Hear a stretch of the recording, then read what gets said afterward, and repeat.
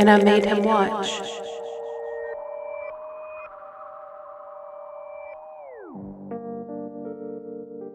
How you feeling? I'm good. I think I'm as good as can be. I feel tired. I'm tired. I feel like I almost have almost a hangover Yeah. because I think we definitely should have drank more water yesterday. Yeah. Yesterday we went to the Getty Museum yes. down in LA for someone's birthday. Yeah, it's an early birthday thingy. Yeah, and we both had a blast. We had so much fun. There's so much art to look I at love the art. Getty. There's a magnificent garden. The garden's so beautiful. And you get such great vistas of LA. Oh yeah, You great know. views. There was such good atmosphere over LA, and for all of you cinephiles and cinematographers out there, you'll know what I mean when I say atmosphere. You know, it had this nice little haze. You know, could have been smog. It was could have smog. been smog. It was most definitely smog. Oh well, I liked it. It was nice. Hello and welcome to And I Made Him Watch, the podcast where I make my husband watch weird movies for my enjoyment. I'm your host, Dani Page, and here with me forever and always, the best big guy around, the filmmaker and my husband, Troy Allen. Hiya. Big guy? Yeah, you know. Wow. You're a big guy. You're tall. I'm being fat shamed. No, you're not. Not at all. I know you're not trying to, pull 180 about the fat shaming. No, I'm just kidding. Boy. I'm doing good. Thank you all for joining us on this fantastic episode, and I cannot wait to get this over with. We haven't really talked about it, but Troy did just finish the movie a few hours ago. So I'm so interested in hear what you have to say. My God. It's gonna be great. My God. So I made you watch Don't Answer the Phone from 1980. It's that classic serial killer slasher full of bodybuilding buddy cops that either are furious about the killings or are cracking some pretty tasteless jokes to each other. It's a 3 out of 10 for me. It's barely a 3. It's honestly, it could be a 2. I don't know what to think of this movie. First off, it feels like a ripoff of several different movies, but well, I take that back. The other movies feel like ripoffs of this movie because this movie was made in 1980, and these movies didn't come until 2 decades later. Yeah. So, obviously, I feel like this movie was influential, but the movie in and of itself, really, really poor movie. I don't know how to describe it. So this movie came out in 1980. Mm-hmm. And before 1980, there was this influx of serial killings through the 60s and the 70s and into the 80s and 90s as well. But it became a real big thing and a very popular, I don't want to say popular, but it became something that society began to really realize was actually a serious problem. Mm-hmm. And it had a lot to do with fear mongering, and how the public and I guess the news kind of pushed that serial killer kind of craze to an edge. And I think this was the outcome of all that craze and popularity is one of the very first serial killer slasher type movies that we have seen. Yeah, I mean, it wasn't even a hard push. I mean, it was the 60s and 70s are just riddled with serial killers. Mm-hmm. You've got the Manson family, you've got Ted Bundy, John Wayne Gacy, Richard Ramirez, the Night Stalker. Well, Richard Ramirez was after this movie. It was in the 80s. Yeah, but in a nutshell, there's so many serial killers during this time period where it's not that far-fetched to think that a lot of these movies are influenced by these serial obviously. killings. Oh yeah, obviously. That's the whole point of this movie. Yeah. It really is. So let's just get into it. Okay. Let's just go. Let's do it. Do it.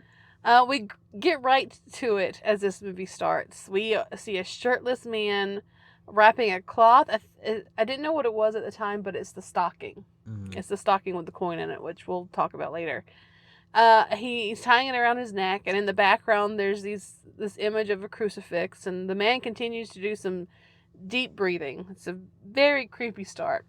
But this is Kurt, by the way. Kurt is portrayed by actor Nicholas Worth.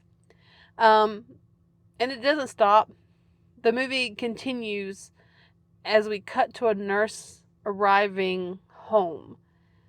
And we're getting right to it. And we have this POV of someone watching the nurse as she's getting a dress from work. And the peep show is interrupted by a phone call. And as the phone call ends, a dark figure of a man walks up behind his victim and begins his attack. So, yeah, it was a very interesting opening. I was like, bro, are you really going to start pleasuring yourself in front of Jesus? Wow. In front of Jesus? Oh my God. I was like, this is like that scene in, what's that fucking Tom Hanks movie? The Code, the Da Vinci Code, where He's whipping himself. Paul Bettany's character is whipping himself. I was like, is this that? Maybe. So I was like, maybe a little bit. Oh man, but the cinematography in this movie feels very like French New Wave. It almost felt like it was like either like shot on 60 mil or Super 8 or something like that. It felt very, reminiscent of the 70s, obviously. Mm-hmm. But it was very grainy. You still see a lot of the old, I guess, cliches of filmmaking. Like throughout the film, you'll see like cigarette burns in the film and stuff. Mm-hmm. Which, for those of you listening, if you don't know what a cigarette burn is, it was literally a hole burnt into the film that was there so that when it was being projected in a theater, the projectionist would know to switch the reels over. Mm-hmm.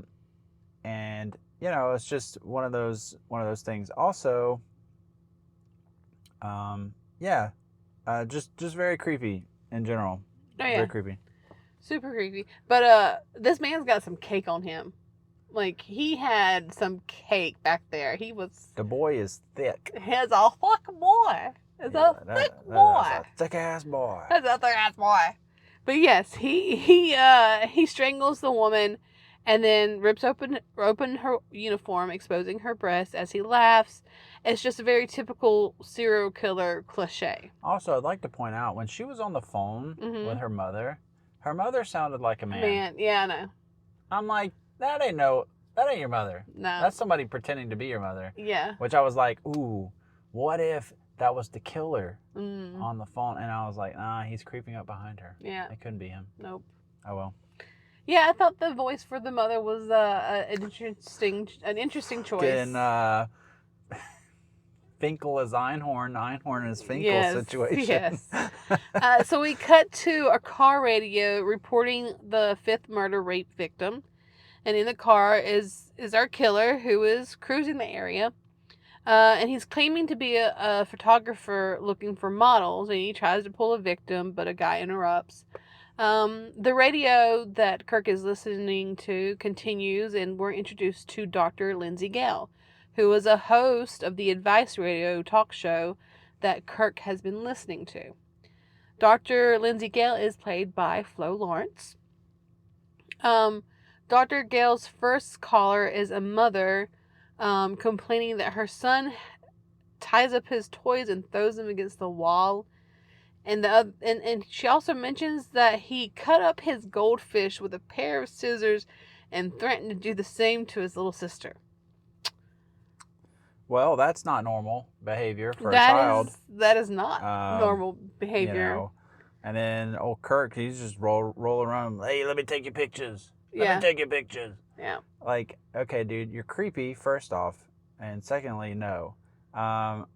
What's also interesting is something I picked up early on in this movie. And there's several, like, similarities between this movie and the 1996 thriller Scream. Okay, So bear with me for a second. So in the film Scream, there's a journalist played by Courtney Cox of Friends fame, if you don't know who Courtney Cox is. Her character's name is Gail Weathers. Okay? So Lindsay Gale, Gail Weathers. Okay? In the opening of the movie of Scream, Drew Barrymore's character is on the phone with her killer, which makes me think that that Scream was somewhat influenced by this movie. Oh yeah, it's Okay? totally possible. And there's other little things that I'll point out as we go along in the film, but there's so many similarities, too many similarities for me to say like they're not connected at all. Like there's too much It coincidence. probably has some sort of influence. Yeah. Yes. But what's weird about it is Kevin Williamson, the screenwriter of Scream, said that the screenplay for Scream was based on or influenced by the Gainesville Ripper, that case back in the early 90s or whatever. He said he was watching the news and the whole case about the Gainesville Ripper came up, and that was a big like Florida State trial way back in the 90s. But the case came on the news, and while he's sitting there, he looked over and noticed that his window was open, and that's what spurred to him the idea of Scream. Yeah. So, which now that I'm seeing this film, I think that this movie had a little bit of influence in that. It's possible, but it kind of falls under that genre of serial killer, tropes of especially when they influence our media and our content, is there are things that are continuously repeated in serial killer behavior, such as like home invasion, sexual like violence, taunting their victims before torture and stuff like that. So I think it just comes down to being influenced by the culture that serial killers have kind of created. Yeah, you definitely see a lot of the same old, slasher film tropes that you see in. Doesn't make them any less entertaining, though. No, not at all. So Kirk decides to give Dr. Gale a call after failing to grab a girl. But he uses a fake accent and a fake name, Ramon. Apparently, he has been calling Dr. Gale for a while now, trying to get help with his headaches and blackouts. So these two have some history together already.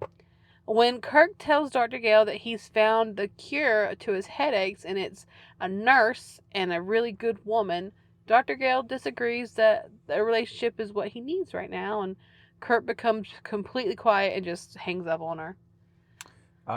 Yeah, the cheesy Mexican accent really sells the character. Ugh, it's so racist. Yeah, it is. It's so racist. And for some reason, and I don't know if you caught this, but like a quick fleeting second, he stares into the camera. Which is, it's like, this isn't really the film to be breaking the fourth wall, dude. Nah. Meanwhile, the police are investigating the nurse's house, looking around, taking pictures, doing what they do. And you've got this infamous scene, which I don't know if it's actually infamous, but it seems familiar to me. And you have Sergeant Hatcher say, "Did you get a shot of that breast?" And the forensics photographer grinning, like, which one? She's got two, and Hatcher's like, the one that was nearly bitten off. God damn it. The forensic photographer guy is, I don't know what they were thinking when they were writing this movie and stuff. Like, it did not need any, like, comic relief or try of some sort of like, what is the word I'm looking for? It's not even comic relief because it's not funny. Nothing he does is funny, but it's meant to be. It's meant to, like, I don't know, relieve some of the tension of the movie, but it's not. There's no point in it. It just frustrates the fuck out of me. Yeah, but you also have to understand, like, the comedy back then is different than what we would, True, but damn, it was annoying. I mean, it was kind of disgusting, like on the same level as the killer himself. It's like, bro, the woman is dead. Okay, why are you doing this? Yeah. What are you doing? So Hatcher explains he wants to get a mold of the bite marks. So then they go over what happened to the body, and it's not nice what they explain. Sergeant Hatcher is played by actor Ben Frank, not to be confused with American founding father Benjamin Franklin, which is a real thing that his wiki page said. It's one of the very first things on his wiki page is that you shouldn't confuse this man with American founding father Benjamin Franklin. And it's Yeah, like, thanks Wikipedia. yeah, don't worry, bro. I'm all over it. Okay. It's explained that they got a sperm sample, a skin sample, and also hair samples from the body. Like, this guy's just shedding. Like, it must, I like, mean, he just, I don't know. Oh, man. They found a few more clues around the home. The candy wrapper, a burnt cardboard box from a film box for camera. There's also similar things from the other crime scenes. Also, remember that this is the 5th victim so far. So they have been, stockings left at all the scenes prior. There's also a coin in the stocking, and Sergeant Hatcher explains it's popular in Viet Cong, but doesn't understand the coin part. And then his partner Lieutenant McCabe explains that guys get off by his victim's response, and he uses the coin to adjust the pressure for strangling. I think that's what he's trying to explain, and that's what kind of makes sense to me. Other than that, it's not really explained what the coin is for. Like it's not common knowledge, I wouldn't think. Um, Also, Lieutenant McCabe is played by James Westmoreland. I think that the coin thing could be one of the religious aspects to his murders. Maybe, I don't know, No, but it's he literally says it's because it's Viet Cong, but it doesn't explain what that means or what they do with the coin. right, right. I don't know. I mean, like you said, like it's not really explained. Yeah, Explained. but it's a continuous part of the movie and Mm-hmm. part of the evidence, and they never take the time to like. This is what they do with coin, Mm-hmm. Viet Cong. Yeah. Like, I I don't don't think I know. really want to know, honestly. No. Back at Kirk's, bro is lifting them weights still, like really getting into it.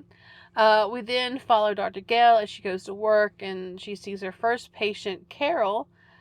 And Carol had a lot of trauma due to her father, and that's all I'm going to say about the issue. Carol leaves the appointment and is followed home by Kirk. Carol gets comfy as Kirk wanders around the backyard trying to find a way to get into the house. Um, Carol gets a little handsy as he watches from the window. It's pretty creepy. Yeah. Gail is a terrible fucking therapist, bro. Terrible. Like, could you be any nicer? You know? Like, who gave you a license to do this? Jesus, man. You know, later on, we're gonna see how terrible of a fucking therapist she is. Uh-huh. Terrible. So we cut to the police station and we witness the forensics photographer from before annoying one of his black women coworkers, and he's just being just a rude ass, like, fucking, I can't stand. And he's going on about how the killer probably was just here for like a long week or for a visit, and he's probably long gone by now. Then we cut to Kirk breaking into Carol's house and traumatizing her even further. There's this weird role playing going on between them, and Kurt displays Carol like a sacrifice after he ties her up and then says, "In honor of the father," and then performs some unsafe wax play. Yeah, I don't know if it came across the same way to you. It was almost like she knew him. I think she was just traumatized. I don't know. Maybe. I mean, She there's called him no daddy. from her. She's traumatized from her therapy, and from a man coming into barging into her bedroom. True. It True. was so strange. If you're traumatized by your therapy, Yeah, I don't know, man. maybe I it's not logical, and it's a movie. It's obviously written in a way to get a reaction, a certain particular reaction from the audience. Um, and it's also it's one of those. It's a B horror movie. It generally um, extorts people Mm-hmm. and things, Yeah. and is over sexualized. So it's we have to really remember that when we watch scenes like this, because it's part of the genre. Mm-hmm. It doesn't have to make sense. No. No, No. not in this movies. Well, it's like Not in these when he movies. first kicked the door in, like the door just came apart, Oh yeah, and then she's in the bedroom, and I was like, ah, yes, the old cowering in the corner trick. That'll get him. with the teddy bear. With the teddy. Grown ass woman with a teddy bear. Oh man. The next morning, the detectives are briefed on the characteristics of the serial killer's personality: paranoid, obsessive compulsive, psychotic, schizophrenic. Hatch and McCabe have been assigned to the Strangler case, because that's what they're calling him, is the Strangler, and have a whole team to themselves to catch this murderer. Cue the teamwork overworked segment. Like, there is a montage of just watching the detectives work and do stuff for like a good 3 or 4 minutes. Yeah, so imagine you're watching like Rocky 4, right? And Rocky's training really hard in the fucking like snowy Siberian fucking wilderness or whatever. And there's this huge like um, montage, and you got the music, the fucking Eye of the Tigers playing and stuff. But it's not that. It's cops just doing their fucking job, Doing paperwork. doing paperwork and Yeah. stuff. And it's meant to make you feel like, oh yeah, they're back in the grind, man. Oh yeah. Like, Super working hard at it. cool, man. Yep. Yep, doing the Lord's work, I guess. I don't know. So McCabe visits Dr. Gale to ask her about Carol. He asks her a few questions and about Carol's file and wants to get the information. Dr. Gale's like, you gotta have a warrant for her file, and Hatch is like, well, damn. There's this like some sexual tension between the two, and it's very predictable. He kind of gaslights her a little about having the warrant for the file, because it turns out he already had the paperwork and it is getting those files. I'm not sure why this scene needed to happen in that way. So I think the scene happened simply to showcase the tension between McCabe and Gale. Yeah, but I mean, if you're a therapist, but you have been saying that she's not a very good therapist. She's not. She's She's not a good not. therapist at all. She's not a good character. No. They did it on purpose. And furthermore, like, well shown that the detective guy is a fucking dick, okay? He's a cocksucker, okay? Sorry, he's a dick. Anyways, but he brings the therapist lady a court order for these files, and she's still giving him like the fuck you look. Yeah. Like, lady, like you gotta give him over now. It's over. It might be another reason for that, but we'll get into that later. Okay. Anyways, Kurt is out cruising again, looking for his next victim, and he picks up Sue Ellen, who is an inspiring model, fresh out of Indiana, and has only been in California for a week. While having drinks, Sue Ellen is impressed by Kirk's place and just all giddy over being like a model. Like, she's super excited. Poor sweet dumb as dirt Sue Ellen. During her photo shoot, Kurt pulls this restraining belt and cuffs to put Sue Ellen in. As he sets up the shot, she sees some of his religious crazy stuff and wants out. And Kirk then attacks her. Yeah. When he was cruising around looking for his next victim and stuff, I was like, man, this guy just does not know how to keep a low profile, man. He just doesn't care, because usually serial killers have a cool off. Like, sometimes it's like days, sometimes it's weeks, it could be years, decades even. But usually there's a cool off point where they do their killing thing and they get whatever they think they need from that killing or whatever, and then they move on and do their normal life stuff, and then they get a hankering and then they kill again, and so on and so forth. It's a very predictable pattern. But this dude, he's just one after another. Mm-hmm. Like, he just killed his fifth one. uh so it was the nurse and then Sue Ellen, or was there one in between? No, I don't think there was one in Yeah, between. so nurse right away, and then Sue Ellen, like, no, nurse Carol Sue Ellen. Carol. How did we forget about Carol? How did we forget about Carol? I don't know how we forgot about Carol. So yeah, it is literally night after night after night. Kurt has got to have him a lady. He's got to do something because he's just that crazy. Yeah. Which is so... it's ridiculous. Yeah. Anyway, Kurt has a good old cry, ugly cry too. Dr. Gale has a session with Lisa. Lisa is an addict and has an issue with drugs. McCabe and Hatch meet with a psychic. Like, a psychic is actually, like, sent to them by, like, the higher ups or some shit like that. Like, that's so stupid. The dude seems pretty legit with his powers, and he uses the photograph of one of the victims and describes what Kurt looks like and what happened to the woman Kurt killed. You have anything to say about the psychic? There's so much, not just the psychic, but there's so much to break down in this segment. Go ahead, go for it. So starting off, Kirk is an ugly crier, bro. Oh yeah, he ugly cry. Like, I'm talking about, like, babbling. Like, I don't understand. I don't know. Anyways, moving past that, Dr. Gale's session with Lisa, I feel so bad for Lisa. You really don't like Dr. Gale. Dude, she's terrible. It's she really is. Well, so Lisa is like, kicking my drug addiction. It's not that easy and stuff. And then Gail's just like, okay, here's what you're going to do. Yeah. Close your eyes and say to me that the drugs are more important than me. And then she makes her do it about her boyfriend, her parents. Yeah.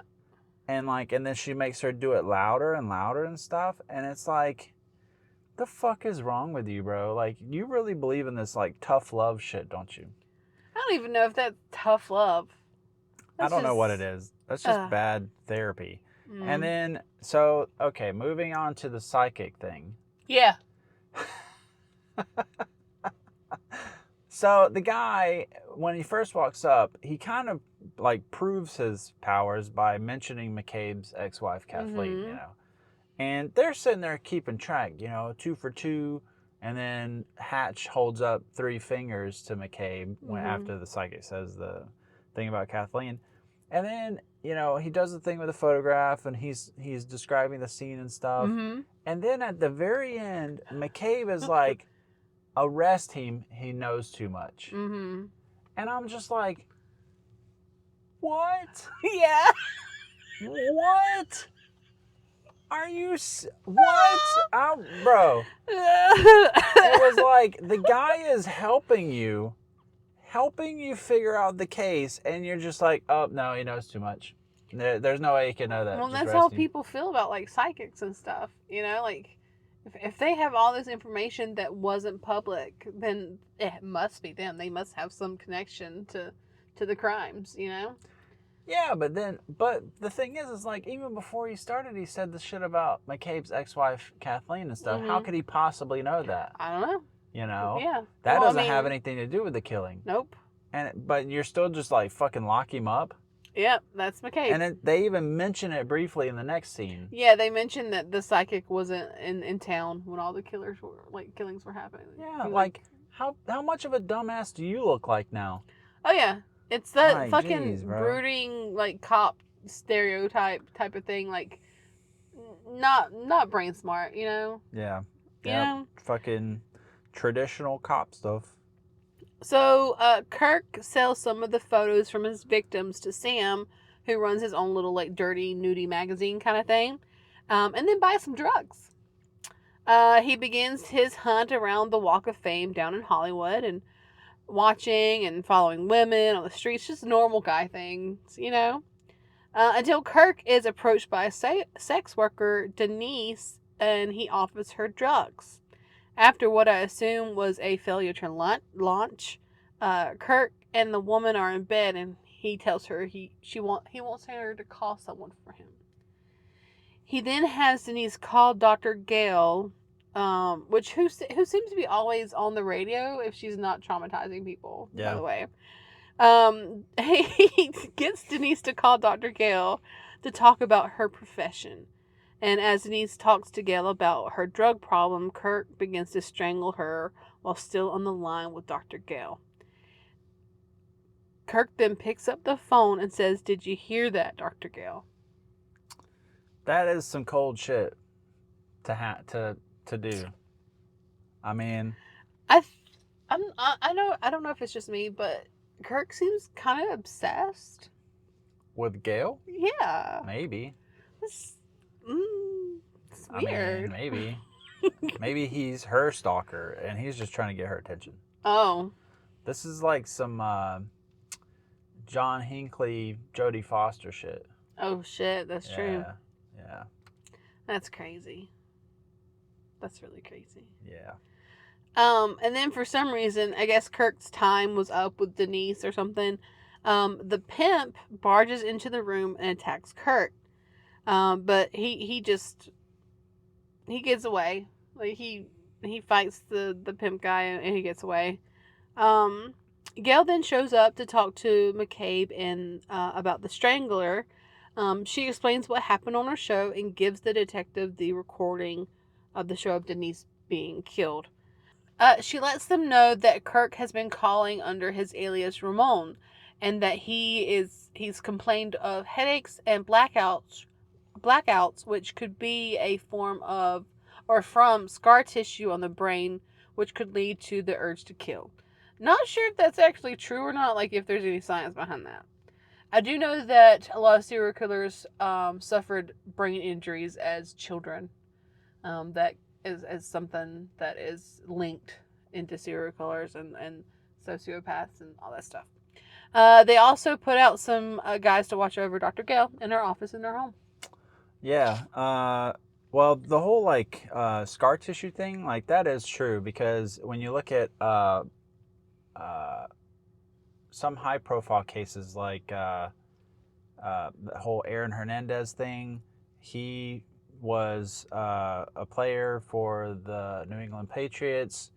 You know, obviously had like concussions and stuff over his football career, and then he wound up killing someone, and he Yep. went to prison for it Yep. and killed himself in prison.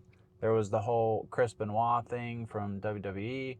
Obviously, being a wrestler, he had a lot of brain injuries and stuff, and then that case happened. Mm-hmm. And then one of the most high profile cases, which may or may not have been associated with traumatic brain injuries, was the O.J. Simpson trial. Because him being um, a player on several football teams Yeah, during his career, that's true. and then he was acquitted of his murder charges and stuff, but it was still popular public opinion that he did it, you know. Mm-hmm. So who knows? I mean, but that being said here kind of does make Yeah, sense. some truth to it. When Gail first shows up to the police station, McCabe right off the bat starts fucking being sarcastic about fucking Gail being there and Yeah, stuff. yeah. And it's like, you dumb bitch. Like, do you want help with this fucking case or not? They really are just horrible. Like, it doesn't make sense what happens, between them two. It really No, it doesn't.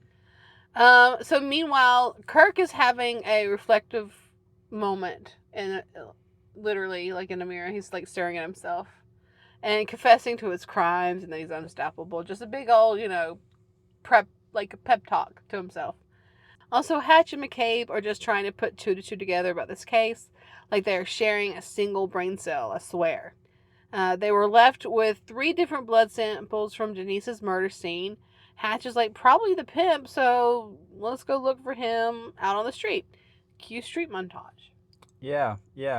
They've got like a real Starsky and Hutch vibe to them. Yeah, it's that buddy cop shit. Like, Yeah. was this a buddy cop movie? Is it a serial killer movie? Is it a slasher? I, What's happening? I don't know. It kind of flip flops. Like, pick one, bro. Pick a fucking movie and make it. Jeez. They eventually run into an old informant, Winky. His name is Winky. And he spills the beans on Darnell, who is the pimp. The detectives then go down to the old happy ending massage parlor called Hard Times.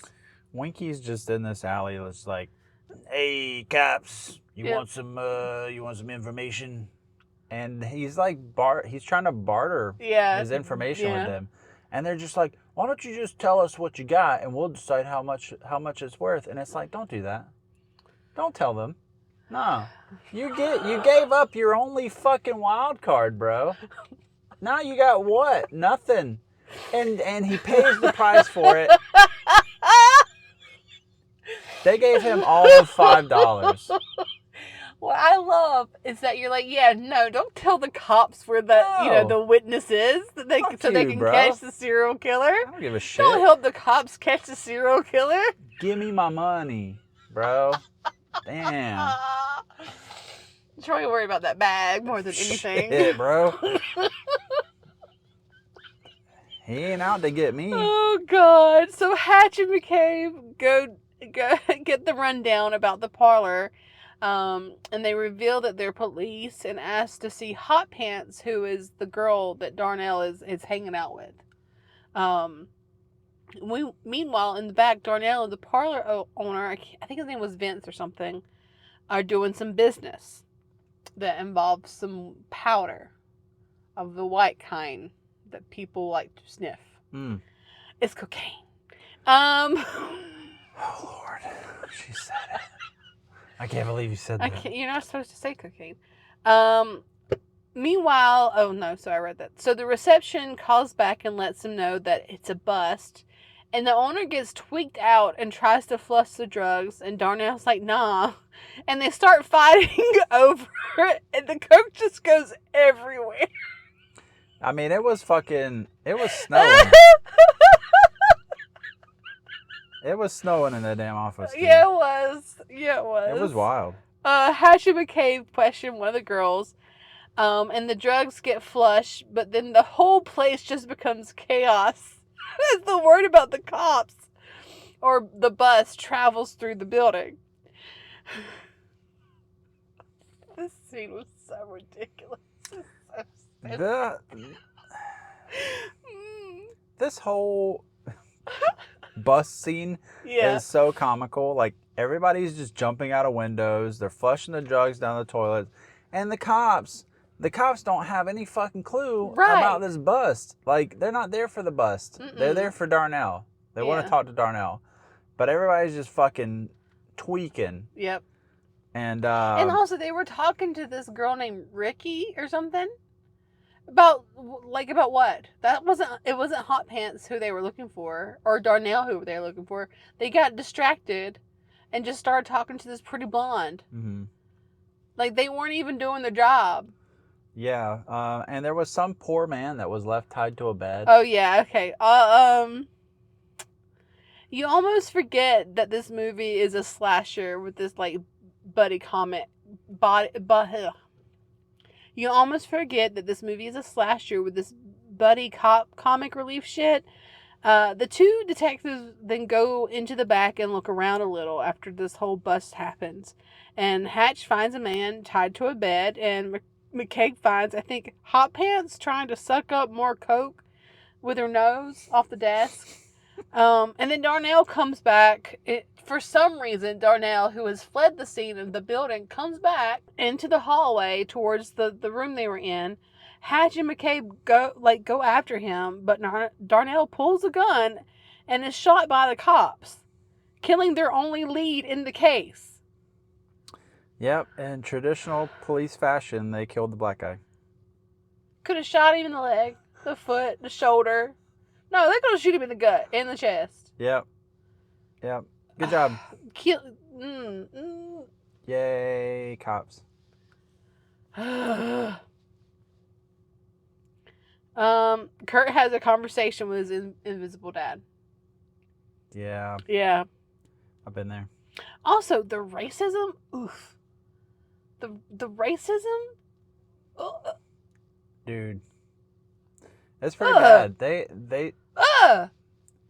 They be dropping some Big. hard R's Yes. too. I hate it. It's the fuck. It's the 70s as well though, and it is a character. But damn, I wasn't expecting it. You know, I was not expecting it, and it really like I had to pause the movie while I was watching this part, and I was like, okay, so we're really okay. Yeah. He has like this whole monologue about how he beat up Darnell. Like he's really proud of himself. McCabe gets a phone call about a suicide attempt, and Dr. Gale's patient Lisa is up on a roof and is about to end. Is in the at the end of her rope. It turns out that Lisa and McCabe know each other somehow, and he tries to convince Lisa to step down, and he isn't doing the best job. Like, I don't think you want to ask a suicide attempter if they're doing this for attention. Like, bro. Anyway, he gets her to step down, so that's what matters, I guess. The fact that Gale was there first, and Gale's like, why are you trying to kill yourself or whatever? And it's like, I don't know, maybe you made her feel like shit in your therapy sessions. Fucking Gale. And the whole McCabe and Lisa conversation is, Yeah. It's super unrealistic. What? He says to her, it's against the law to commit suicide. Now get your ass in here before you catch a cold. And then Lisa's just like, okay. Yeah, she just was like, okay. Yeah. It's like, who's writing this shit, dude? I'll tell you later. Oh my god. McCabe asks Dr. Gale out for a drink, and she agrees for some reason. So they go have a little drink date, and they have some heart-to-heart about McCabe's past, and Dr. Gale gets recognized and started talking about, like, this dude, this stranger starts talking about his brother-in-law, about cross-dressing, but McCabe pulls out his badge out, and the guy, like, splits. Like, he's like, okay, I'm gonna leave. More talking about feelings and stuff, kissing. They do it. Yeah, when McCabe pulled out his badge, I felt like this secondhand embarrassment from Gale. Like, why did you pull your badge out, bro? Like, who wronged you? You know?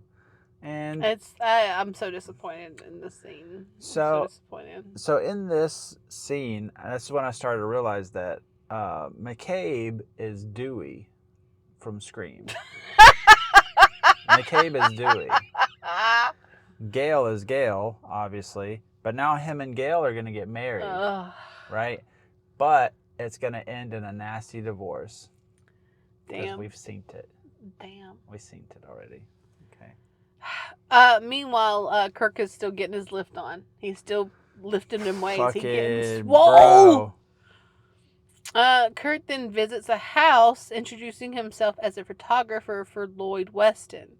He convinces the young model to let him in to use her phone. Dude, remember when we had landlines and we didn't have cell phones? Yeah, I do. Not a lot of people remember that, but I remember that. Yeah.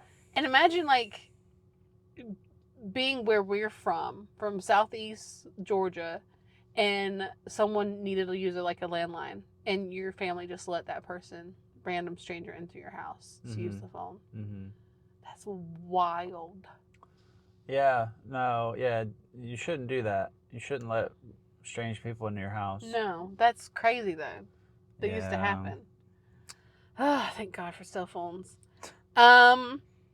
So while Kurt uses the phone, the young model looks through Kirk's portfolio of his photography, and when she gets to some more of the sexual photos, she tells Kirk to leave. He refuses to and attacks her, but is then attacked by the girl's roommate.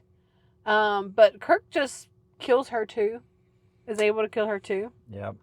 Collateral damage. Mm-hmm. I love the intro to this scene though, because we're seeing Gail and McCabe being intimate in the Mm-hmm. bed, right? Mm-hmm. And then all of a sudden, smash cut, and we're greeted by Kirk fucking shoulder pressing this barbell and stuff, and Yep. grunting madly and So stuff. grunty.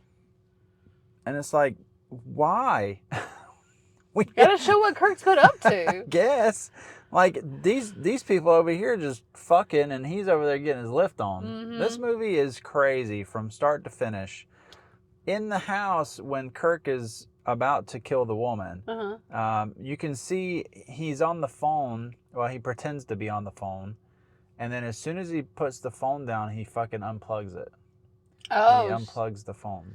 I didn't see that part. And then, so before she even noticed the pictures in his portfolio, he He's was already already- planning yeah. on killing her. Like, Yeah, that well, was duh, that was already yeah. made up. Yeah. So This moment is cut short when a neighbor begins to knock on the side door, hearing the commotion inside. This time, Kirk leaves behind his portfolio and his camera. The detectives visit the nudie guy, magazine guy, Sam, and he recognizes Kirk's work. yeah, as you would. I mean, the guy is, apparently a great photographer. With the address from Sam, the two detectives go after Kirk. But they can't bust the guy because they don't have a warrant, which is true. Hatch is like, we gotta do this right now, or right, because McCabe is like, nah, I want this guy right now. Like, I want it so bad. Fuck the legal system. Fuck the job I promised to do correctly. Fully aware that if they bust this guy without a warrant, a lot of what they find could be dismissed. And then they proceed to invade Kirk's home. Or what they think is Kirk's home. And what they think is Kirk's home. Meanwhile, at Dr. Gale's, the police do a sweep of her place and leave her alone. And then Hatch and McCabe enter Kirk's place, quote unquote, finding it empty and begin to search it. Back at Dr. Gale's, Kirk is entering her home without her knowing. And he does his creepy little walkthrough as she gets ready for bed. The cop duo aren't coming up with anything over at Kirk's. Then they hear someone arriving and they hide. And it turns out to be this skinny looking dude, and he's like a toy maker or something. And when they tell him that they're looking for a photographer, he tells them that they're looking for the guy next door. Uh-oh!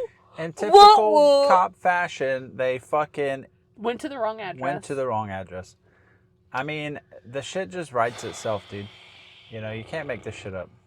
So stupid. But in the meantime, I think it's over for Gail. I think it's over. You think it's over for Gail? When you really want Gail to just die, huh? That's neither here nor there. I'm just saying, when you see the bell-bottom jeans, okay, and the black boots, not with the fur, that's when you know it's over. Okay. Is that what he was wearing? My boy Kirk, he be rocking it. Okay. If nothing else, the man is fashionable. Okay. Dr. Gale is still getting creeped out on by Kurt, and the buddy cops finally in the Kirk studio next door, they discovered pornography and the scarf with a coin. Back at Gale's, she kind of realizes that she's not alone anymore and tries to call the cops, but it appears her phone line has been cut. Ooh, wow. Before she can escape, Kurt grabs her and announces that their time has come, and he slaps her and ties her to a chair. Dr. Gale tries to do her doctoring thing and questions how Kirk feels, and that she's afraid of him. She confesses that, I'm scared. I think that Gale is the worst therapist to try to talk him down. Okay? Gale, your life is on the line. Your life hangs in the balance. Do you really want you to try to talk him down? Do you think Gale is that self-aware to realize that she's not a good doctor, though? No, but I'm out here trying to tell her, like, listen to me, okay? I'm trying to help you. You are going to die, if you don't get help. Hatch discovers photos of McCabe and Dr. Gale, leading McCabe to realize that Dr. Gale is in danger. He speeds over to her house as Dr. Gale asks Kirk to talk about his troubled childhood, abuse, and the many doctors he saw, as well as his military service in Vietnam. There's a lot to unpack in that therapy session, man. Yeah, and Gail ain't the one. Okay. Um, I just hope for her I hope the best for her. I would like to say though, this movie does a really good job of highlighting the the importance of men's mental health. Does it? Not really. No. Finally, McCabe pulls up to Gale's, but Kirk hears him and is prepared for when McCabe comes inside. And when he gets there, he sees Gale and is blindsided by Kirk, and the two begin to fight. And Kirk is a big dude. Like, he's been training for this moment all of his life. Like, this is it. They fight until McCabe shoots him in the groin and then restrains him with handcuffs. McCabe frees Dr. Gale, and you think it's over, but then somehow Kirk then breaks apart the handcuffs and goes back after McCabe, who shoots him several times until he drops dead into a swimming pool. And as McCabe watches Kirk's body, he says, "Adios, creep." Roll credits. See, when he shot him the first time and put him in the handcuffs, I Mhm. was like, there's no way. He's going to come back. The killer always comes back, okay? And which is one of the classic tropes in slasher movies, Mhm. okay? So I gave them that. I knew that was going to happen, okay? Secondly, how many fucking bullets does that gun have in it? He shot that dude like 9 or 10 times. It was a revolver too. Yeah, it was a six round revolver. Maybe he reloaded at some point.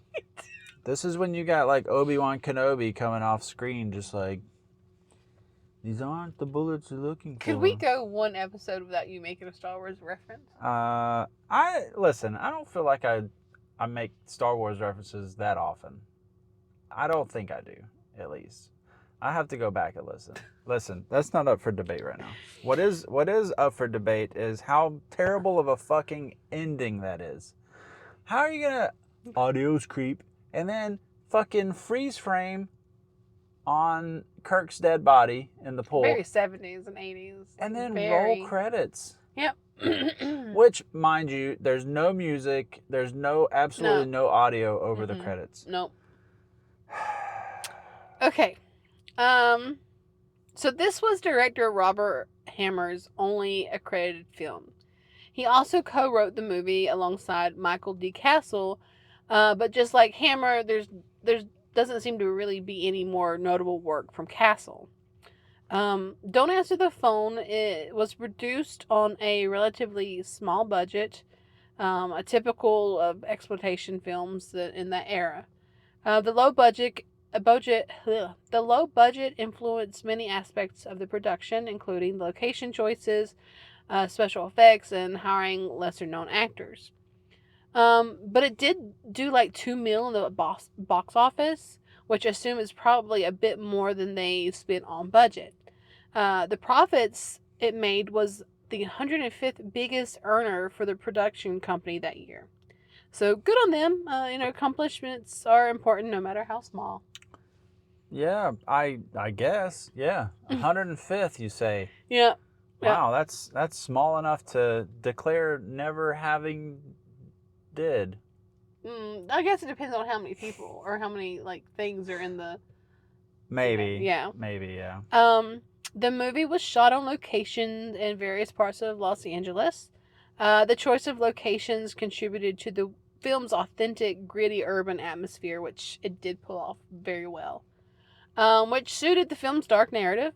The setting in Los Angeles was also practical from a budgetary perspective, as it minimizes costs associated with travel and elaborate set construction. And there were not a lot of elaborate sets like in this movie at all. It's really just location, location, location. Which you do what you got to do on a low budget, which we totally understand. Mm-hmm. Also, all the LA street shots that were filmed were without a permit. Hell yeah. Like, all the Hollywood Walk of Fame, him cruising around in the streets and stuff, like, no permits. There's nothing like some fucking guerrilla style fucking film shooting, Hell man. yeah. Um, I don't know. Like, I've, for one, everywhere, well, wherever I've shot out in public, Mm-hmm. I had a permit when I Yeah. did that. So I've never not legally filmed, I Mm-hmm. guess. So I don't know. I don't know much about that, but you do what you got to do. Obviously the money dictates what you have to do to get it done. Yeah. Did you have anything to say about the cinematography? Just that it was very new wave, that it felt like, which new wave really was around like in the 60s 70s time Mm-hmm. frame and stuff, but that was mostly like French filmmakers. To me, there were a lot of very tight shots. Yeah, A lot of tight shots, unless it was showing some sort of like car or something. There was a lot of like close ups and stuff. which makes sense based on the location True. aspect, Yeah. because if you're wanting to use the same locations over and over again, shooting tight will give you that flexibility, because now you can shoot different angles of that same True. location without people catching on. See, that's why you're the filmmaker and I'm not. Well, Hmm. During the filming, Flo Lawrence and James Westmoreland didn't get along at all. To make their love scene more challenging for each other, Lawrence deliberately ate a lot of onions, while Westmoreland refused to shave on the day they were scheduled to shoot that scene. So that tension and that like anger and that like hostility and just tightness around their two characters, it's clearly what was going on behind the scenes, really affecting them. Although interesting. in the beginning the characters do seem to disagree and have conflict between each other, which is good, I guess, if you kind of have that conflict behind the scene. But still afterwards, like during the love scene in their reactions later on, it seemed kind of just stiff, Mm, if that makes sense. yeah. Worth did a lot of research for when he was preparing for the role as Kurt. He actually consulted a criminal psychologist, and he improvised a lot of his lines as well during the movie.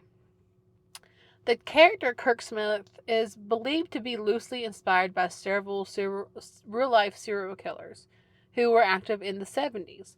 The film, like many exploitation films of the time, drew on the public's fear and fascination with these criminals, blending facts and fiction to create a disturbing antagonist. Here are some of the real life serial killers that likely influenced the creation of Kirk Smith. You have Kenneth Bianchi and Angelo Angelo Buono, or it's the Hillside Stranglers. It's so Mm-hmm. much easier to say. And like Kirk Smith, they preyed on women in LA using manipulation and coercion to capture their victims. Um, they used psychological torment and violence they inflicted are reflected in the sadistic behavior of Kirk in the film. Ted Bundy was also a Ted Bundy. Ted Bundy. Ted Bundy was also an influence for Kirk, while Bundy was known for his charisma, which differs from Kirk's a little bit. Um, the film draws from general archetypes of serial killers who target women.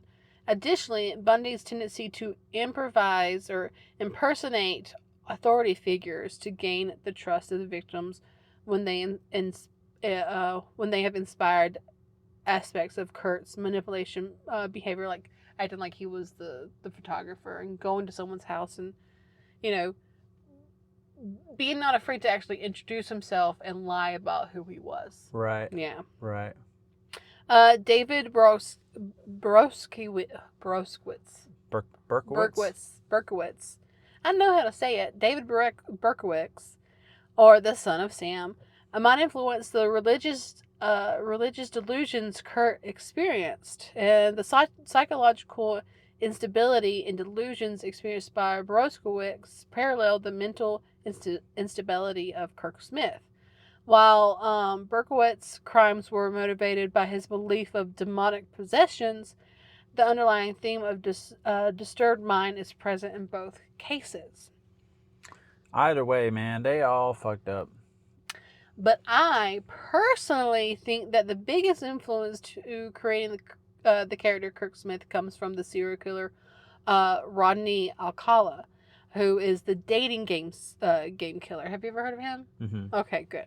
Alcala was an intellectual and charismatic man with a high IQ. He studied at UCLA and even worked as a photographer, using his charm and artistic skill to lure young women. His murders occurred primarily in the 70s. He was active from like 76 to 79. So up to the year right before this movie came out. And then he was active in California like Kirk Smith. He was notorious for his ability to appear normal and even charming, which I kind of think we saw with Kurt. He was a little charming when he needed to be. Mm-hmm. He was once a contestant on the TV show The Dating Game, which earned him the nickname the Dating Game Killer. His ability to deceive people with his charm was a key aspect to his predatory behavior. And like Kirk, Alcala targeted young women after luring them with the promises of modeling opportunities. He would then take photos of his victims before killing them, and sometimes keeping the photos as trophies. Well, I don't know about you guys, but to me, it does sound like Kirk Smith is based on the Dating Game Killer. I think Mostly. he is based on, like, he's just a big old ball. Like, Yeah. the Hammer and Castle just were like, you know what? This serial killer, this thing, we'll add that too. And they just kept kind of adding things over and over and over again. Yeah, just to make that big amalgamation of killers, serial killer. Yes. Yeah. So what would you give this movie? Oh, man. Probably, I don't know. I want to say 3. I'm not saying 3 because you said 3, but I truly do feel like it's either like a 3 or a 4. It's pretty low end on my scale, just because, like, I don't know, like, a lot of it was just so cheesy, and you know, the cinematography wasn't great. No. A lot of the lighting was really dark and sometimes felt unmotivated. But you know, overall, like, you know, it is a movie, so there's that. Yeah. You know, but yeah, not definitely not one of the greatest that I've seen. No, like, going from Suspiria to this was a big leap. Yeah. Yeah. Like, this movie isn't like good at all. Like, it's not pretty. The acting's not good. The story's not good. It literally is just, it's trash. This is a trash movie. Yeah. Yeah. I would rather watch Wizards over this. You'd rather watch Wizards. Would you rather watch Gator Bait? Or would you rather watch this? Fuck, man. What is the difference? Let me ask you that. Like, there's a bit of a difference. There is. Fuck. Probably this. Gator Bait is too much. I feel like that is too much. Like, that's Deliverance on steroids, bro. Ooh. Jesus. Ooh. Man, don't do that to me. All right. Where can they find us, Troy? Well, as always, you can always find us on Spotify. We're also on Apple Podcasts, YouTube, anywhere you get your podcasts, really. And you can also find us at our socials on Facebook, Twitter, Instagram. We're on Threads. Not really all that active on Threads, but we're on there. Who's active on Threads? I don't know. Some people. Some people, but not us. We're not Thread people. True. And you can also find us on TikTok until it's gone. Is that still happening? I don't know. I haven't looked into it. We should look into that. I mean, it hasn't changed as far as I know. Okay. Anyways, drop us some likes, reviews, comments, all that good stuff. Share us, please. And, you know, we hope to hear from you guys soon. Yeah. I mean it. Anyways. All right. Until next time, stay spooky. Bye.